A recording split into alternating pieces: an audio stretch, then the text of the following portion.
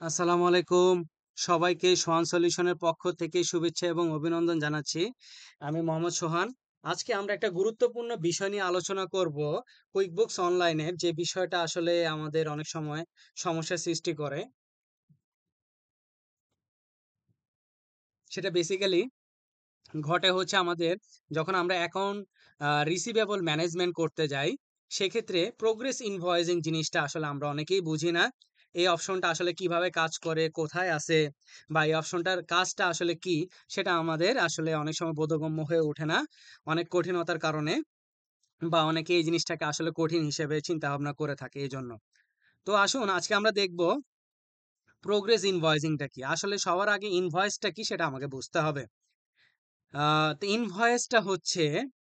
ইনভয়েসটা basically আমার হচ্ছে যে আপনি যখন বাকিতে পণ্য বিক্রয় করবেন বা অন ক্রেডিট যখন সেল হবে আপনার প্রতিষ্ঠান থেকে, তখন কি হয়, একটা ইনভয়েস হয়। এখন প্রোগ্রেস ইনভয়েসটা কখন সৃষ্টি হয়? যখন আপনি একটা এস্টিমেট প্রথমে সৃষ্টি করেন। এস্টিমেটটা কি? যখন আপনার কাছে কোনো কাস্টমার যখন বাকিতে প্রোডাক্ট পারচেজ করার জন্য আপনার কাস্টমার আপনাকে বলল যে আমি এই জিনিস আপনার কাছ থেকে পারচেজ করতে চাই এত তারিখে। এখন সে আপনাকে যতগুলা প্রোডাক্টের এস্টিমেট বা সার্ভিস এস্টিমেট আপনাকে দিছে, সে কি করলো? সেই সকল প্রোডাক্টটা সে একবারে কিনলো না। সে একবারে না কিনে কয়েকটা স্টেপে সে কিনলো বা কয়েকটা ইনভয়েসের মাধ্যমে সে কিনলো। মানে ১ম এ কিছু অংশ কিনলো, তারপরে আবার আরেকটা ইনভয়েস সিস্টেম আবার কিছু অংশ কিনলো। এভাবেও হইতে পারে। ঠিক আছে? তাহলে সেটাকে আমরা বলতেছি প্রোগ্রেস ইনভয়েসিং। তো আসুন আগে আমরা দেখব যে কুইকবুকস অনলাইনে এটা কোথায় আছে। তো যথারীতি আমি আপনাদের সাথে মোহাম্মদ সোহান আছি, সোহান সলিউশনের ফাউন্ডার এবং সিইও। তো আজকে আমরা এই বিষয়গুলোকে নিয়ে একটু আলোচনা করব। আর পাশাপাশি আপনাদের যারা ক্লাউড অ্যাকাউন্টিং নিয়ে কাজ করতেছে তাদের সবার সাথে এটা শেয়ার করে দিবেন। তো আসেন আমরা চলে যাব আমাদের ক্লায়েন্টের যে ড্যাশবোর্ড আছে, ক্লায়েন্টের ড্যাশবোর্ডে আমরা চলে যাব। এটা হচ্ছে আমার ক্লায়েন্টের ড্যাশবোর্ড। সবার আগে আমাদের প্লাস নিউর আন্ডারে একটা আমরা এস্টিমেট ক্রিয়েট করব।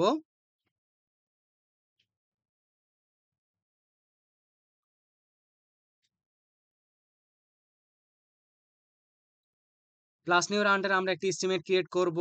এস্টিমেটটা হবে অলিভ, আচ্ছা, এস্টিমেটটা হবে ম্যাক্সওয়েলের নামে। এখন এস্টিমেটের যে ৩ টা অপশন সেটা আমি আগেও আলোচনা করছি। জাস্ট একটু ধারণা দিই। পেন্ডিং হচ্ছে আমরা যতক্ষণ পর্যন্ত এস্টিমেটটা নিয়ে কাজ করব ততক্ষণ পর্যন্ত সেটা পেন্ডিং অবস্থা থাকবে। তারপরে হচ্ছে এস্টিমেট থেকে যদি ইনভয়েস হয়ে যায় তাহলে সেটা অ্যাকসেপ্ট হয়ে যাবে। আর যদি সকল পেমেন্ট নিয়ে ক্লোজড হয়ে কাজ শেষ হয়ে যায় তাহলে সেটা ক্লোজড হয়ে যাবে। আর রিজেক্ট মানে তো বাতিল করে দেওয়া, সেটা আমরা সবাই জানি। তো আসেন আমরা ম্যাক্সওয়েলের নামে একটা এস্টিমেট ক্রিয়েট করি, কেয়ার 95 মার্কস।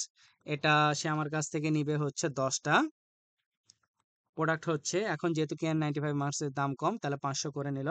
আপাতত পক্ষে এটা আমরা 0 রেটের ট্যাক্স ধরলাম। তারপরে হচ্ছে ফ্লুইড বা ব্ল্যাঙ্কেট ওয়ার্মার্স, এটা নিবে হচ্ছে সে 5টা 1200 করে, ৬,০০০ টাকা করে। এটা 0 রেটের ট্যাক্স। তাহলে এটাকে আমরা সেভ অ্যান্ড ক্লোজ করলাম। তো এস্টিমেট 1003 আমরা এটা পাবো সেলস সেন্টারে অল ডেট দিয়ে। আমরা যদি একটু দেখি 1003,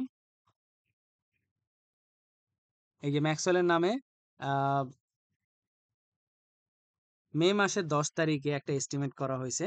এখন এখান থেকে আমরা কি করব? একটা মানে আরকি ইনভয়েসিং করব। এখন যদি ধরেন আমি এখানে ক্লিক করার পরে এখানে যদি ক্রিয়েট ইনভয়েস দিই, তাহলে কি হয়ে যাচ্ছে? আমার সম্পূর্ণ অংশটাই কি ইনভয়েসে কনভার্ট হয়ে যাচ্ছে। কিন্তু না, এখন আপনার ক্লায়েন্ট আপনাকে বলল যে ম্যাক্সওয়েল যে ব্যক্তিটা সে ১১,০০০ প্রোডাক্ট $11,000 যে প্রোডাক্টটা আছে সে আপনার কাছ থেকে সে আপনার ক্লায়েন্টের কাছ থেকে পারচেজ করবে, কিন্তু সেটা সে কি দুইটা কি ইনভয়েসের মাধ্যমে কিনবে, দুইটা ইনভয়েসের মাধ্যমে কিনবে। তাহলে আমরা এটাকে একটু ওপেন করে রাখবো। আমরা এটাকে একটু ওপেন করে রাখবো আর একটু ডুপ্লিকেট করে নিব। এরপরে আমরা চলে যাব হচ্ছে আমাদের যথারীতি গিয়ার আইকন থেকে অ্যাকাউন্টস এন্ড সেটিংস এর আন্ডারে চলে যাব। অ্যাকাউন্টস এন্ড সেটিংস এর আন্ডারে যাওয়ার পরে সেখান থেকে আমরা চলে যাব হচ্ছে সেলস প্যানেলে। এইখানে দেখেন হচ্ছে প্রোগ্রেস ইনভয়েসিং। এখন এখানে একটা সুন্দর করে তারা অনেক কনসেপ্টটা আমাদেরকে বলে দিছে, কিন্তু আমরা আসলে অনেকে না দেখার কারণে এই জিনিসটা বুঝতে পারি না। প্রোগ্রেস ইনভয়েসিং এর ক্ষেত্রে এখানে তারা বলেই দিছে যে create multiple partial invoice from a single estimate, মানে একটা সিঙ্গেল এস্টিমেট থেকে মাল্টিপল পার্শিয়াল ইনভয়েস, মানে যে কোনো অংশের যদি মানে যে কোনো পোর্শনের যদি ইনভয়েস ক্রিয়েট হয় একটা এস্টিমেট থেকে, তাহলে সেটাকে আমরা বলবো প্রোগ্রেস ইনভয়েস। তাহলে এই অপশনটা আপনাকে অন করে দিতে হবে। ঠিক আছে, তাহলে আমাদের অন আসবে। তাহলে আমরা এটাকে একটু অন করে দিব, আপডেট চাবে, আমরা সেভ করে দিব, সেভ দিয়ে ডান দিয়ে বের হয়ে যাব।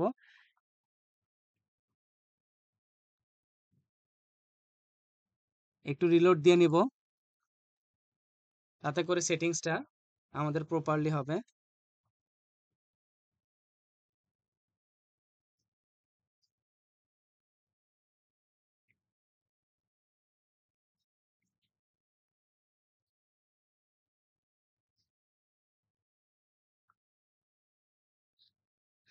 ওকে, তাহলে আমরা এবার আবার কি করব, ওই এস্টিমেটটাকে, এস্টিমেট অপশনে যাব, সেলস প্যানেলে আমাদের এস্টিমেটের নাম্বার ছিল 1003, আমরা অল ডেট অল টাইম দিব, তারপরে 1003 অপশনে চলে আসব,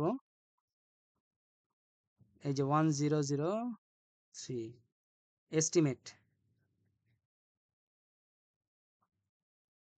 এই যে 1003। এবার আসেন আমরা এটাকে ভিউ এন্ড এডিট করি। যখন ভিউ এন্ড এডিট করব,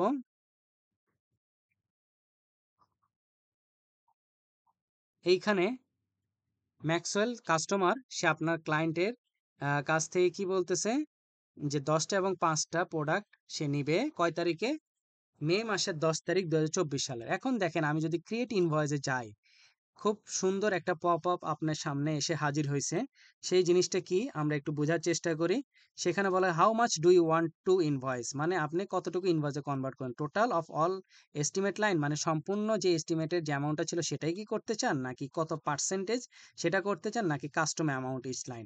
আমরা পার্সেন্টেজ, যদি আপনার ক্লায়েন্ট বললো যে হ্যাঁ সে এখান থেকে 60% কিনবে, ঠিক আছে 60% সে কিনবে, এই 11,000 60% 6,600। দেখেন ক্রিয়েট ইনভয়েসে চলে যাই, তাহলে কত হলো 6,600। এটা সে প্রথম ইনভয়েস করবে হচ্ছে 20 তারিখে, মে মাসের 20 তারিখে সে ইনভয়েস করবে। এস্টিমেটটা 10 তারিখে ছিল, সে 20 তারিখে আমার কাছ থেকে 60% নিবে। দেখেন প্রত্যেকটা জিনিসের 60%, এই যে 5,560, 6,000-এ 60%, এভাবে করে কি হয়ে গেছে, একটা ইনভয়েস ক্রিয়েট হয়ে গেছে। তাহলে আমরা এটাকে সেভ অ্যান্ড ক্লোজ করব। এবার আসেন আবার এস্টিমেটটা ওপেন করি 1003, এ দেখেন অ্যাকসেপ্টেড হয়ে গেছে। এখন আসেন এস্টিমেটটা কি অবস্থায় আছে, আপনার অ্যাকসেপ্টেড অবস্থায় আছে। এরপর আসেন আপনার ক্লায়েন্ট বলল যে এবার বাকি যে অ্যামাউন্টটা আছে সেটা দিয়ে আরেকটা ইনভয়েস করো, তাহলে এই যে remaining total of all line, তাহলে ক্রিয়েট ইনভয়েসে চলে যাব, সেখান থেকে এটা ইনভয়েস হবে হচ্ছে 25 তারিখে, মে মাসের 25 তারিখে বাকি যে অ্যামাউন্টটা আছে 40%, সেই 40%-এর অ্যামাউন্টটা দিয়ে কি হয়ে যাবে, একটা ইনভয়েস ক্রিয়েট হয়ে যাবে। তাহলে দেখেন এখন এস্টিমেটটা কি অবস্থায় আছে, ক্লোজড, মানে আপনার যে এস্টিমেটটা ছিল, এস্টিমেটের অপশনটা প্রথমে ছিল পেন্ডিং, তারপরে আমি যখন ওইখান থেকে একটা ইনভয়েস ক্রিয়েট করলাম তখন সেটা কি হয়ে গেল, অ্যাকসেপ্টেড। আবার যখন ওই এস্টিমেটের সম্পূর্ণ অ্যামাউন্টের কাজ আমার কমপ্লিট হয়ে গেছে তখন সেটা কি হয়ে যাবে, ক্লোজড হয়ে যাবে। তাহলে এখন দেখেন যে ম্যাক্সওয়েলের নামে কি দুইটা ইনভয়েস হয়েছে, একটা 31 এবং একটা 32, 1031, 1032। এখন এই দুটাকে এরপরে যথারীতি আপনারা কি করবেন, রিসিভ পেমেন্ট করে আপনাদের প্রসেসের কাজ কমপ্লিট করবেন। তা আশা করি বুঝতে পারছেন যে একটা এস্টিমেট থেকে কিভাবে মাল্টিপল, একটা এস্টিমেট থেকে কিভাবে মাল্টিপল ইনভয়েস ক্রিয়েট করা যায়। তো আহ, সবাইকে ধন্যবাদ জানাচ্ছি যে আজকে লাইভ সেশনে যারা জয়েন হয়েছেন। তো সবাই ভালো থাকেন, সুস্থ থাকেন, সবাইকে ধন্যবাদ, আসসালামু আলাইকুম।